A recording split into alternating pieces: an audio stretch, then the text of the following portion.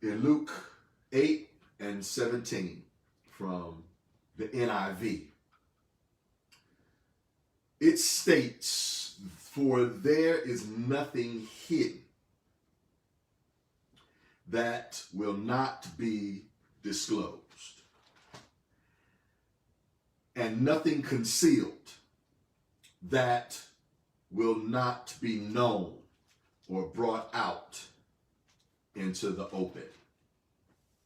If we look at the King's Authorized Version, KJV as it were, that version in English states, "For nothing is secret."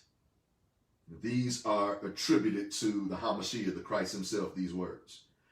"For nothing is secret that shall not be made manifest, neither anything hid that shall not be known and come abroad." We have a popular and very common colloquial or euphemistic take on these verses that simply says, "What's done in the dark shall be brought into the light." And I think that so many of us have been focused on light until the enemy has shrewdly distracted so many of us concerning what has been dwelling this entire time in the dark. So the title of our text today is simply titled, "It is the character of confined pressure to escape." I'll repeat again. It is the character of confined pressure to escape. Beloved, I must disclose to you this morning that this sermonic presentation may be difficult for many to ingest. For I feel compelled by the Holy Spirit in conjunction with my own conscience to address the state of events sweeping our country. A state of events so profound and so overdue, as it were, in its need to be rationally discussed until it actually has wrestled many of our attention from a worldwide outbreak that has paralyzed much of mankind up until this point and up until this day, and has held our attention for the most and for as much as the last 5 to 6 months. Of course, regarding COVID-19.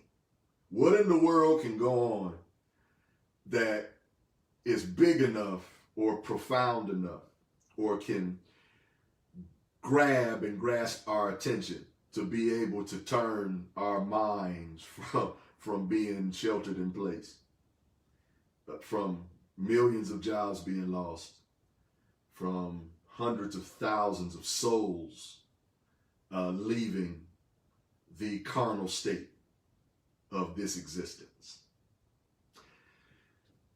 One of the first steps I will make in an attempt to approach this all too important to have conversation, and once again to approach it rationally, is to not begin my part of this exchange by telling you how you should feel.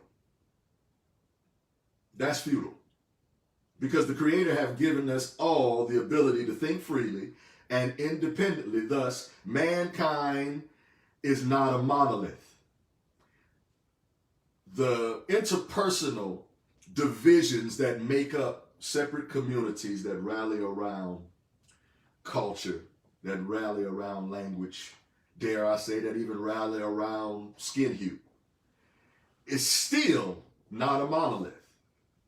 I don't know when we're going to evolve to the degree that when we come to a point where we realize, and I'm digressing, that all what we call quote unquote African American or black folk don't think alike. All Caucasian or white folk, and you can go on and on with regards to the various communities, whether it be Asian or whether it be Indian or what have you.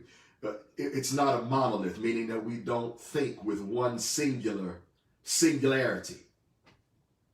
In essence, we all have our own points of view concerning a litany of issues and topics. Whether you are up in arms and simply at your wits' end concerning the endless examples of individuals from a community or a collective culture, which traces the overwhelmingly dominant percentage of their background to Africa, being paraded in front of literally all of mankind by the media in tragic displays of punitive cruelty, leading far too often to their deaths, absent from the reciprocal ability to harm their arresting counterparts due to their being unarmed. Whether that's the way you see it, or whether you are flabbergasted, for example, by the stark prejudicial indifference and inhumanity imposed by many members of mankind on their fellow man, with a particular hue of skin or coming from a certain community, of course, that continues to be placed front and center via social media outlets which connect us all.